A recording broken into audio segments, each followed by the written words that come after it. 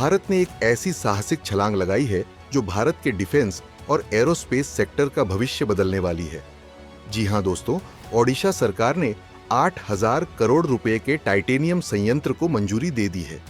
ये प्रोजेक्ट न सिर्फ भारत की तकनीकी आत्मनिर्भरता को बढ़ाएगा, बल्कि विदेशी निर्भरता भी कम करेगा। तो चलिए जानते हैं इसके पीछे की पूरी कहानी, इसकी जरूरत, फायदे और इससे मिलने वाले नए अवसरों के बारे में। दरअसल टाइटेनियम एक ऐसा मेटल है जो हल्का, मजबूत और करप्शन रेसिस्टेंट होता है। यही वजह है कि इसका इस्तेमाल aircraft, fighter jets, space shuttles, missiles और अत्याधुनिक रक्षा उपकरणों में किया जाता है।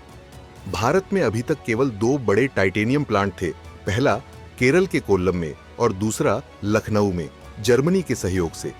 इसके बावजूद भारत हर साल लगभग $1 अरब का टाइटेनियम डायोनेक्साइड इंपोर्ट करता है और यही कमी दूर करने के लिए ओडिशा में 8,000 करोड़ रुपए की लागत से इस नए टाइटेनियम प्लांट को मंजूरी दी गई है।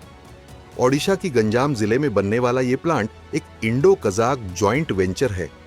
भारत की तरफ से डिपार्टमेंट ऑफ एटॉमिक एनर्जी और कजाकिस्तान की तरफ से उनकी titanium and magnesium plant JSSC company इस प्रोजेक्ट में पार्टनर है। कजाकिस्तान दुनिया में टाइटेनियम प्रोडक्शन में टॉप 5 देशों में है और उनके पास दशकों पुरानी टेक्नोलॉजी है। भारत इस साझेदारी से उस तकनीक को सीखेगा और अपने देश में इसे विकसित करेगा। चलिए जानते हैं भारत को क्या फायदा होगा। दरअसल सबसे बड़ा फायदा आत्मनिर्भर भारत मिशन को मजबूती, फॉरेक्स सेविंग, हर साल करोड़ों डॉलर की बचत, डिफेंस और एरोस्पेस प्रोग्राम को तेजी, DRDO, HAL, इसरो और भारत डायनामिक्स जैसी कंपनियों को हाई ग्रेड टाइटेनियम घरेलू स्तर पर उपलब्ध होगा। चीन, अमेरिका, जर्मनी और फ्रांस जैसी देशों की टाइटेनियम मोनोपोली को तोड़ना, हजारों नौकरियां और इंडस्ट्रियल ग्रोथ। भारत में टाइटेनियम के बड़े भंडार हैं।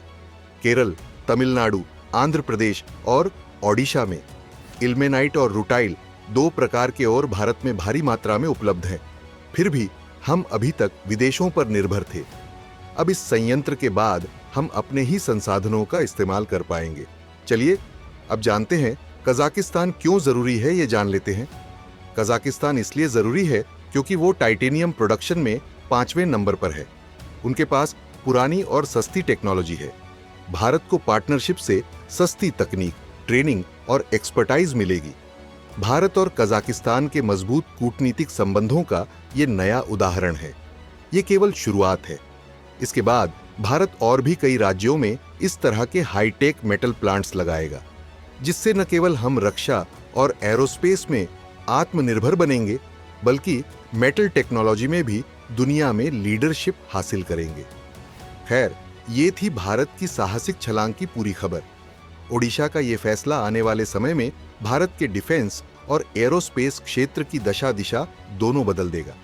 आपकी इस प्रोजेक्ट को लेकर क्या राय है, कमेंट करके जरूर बताएं।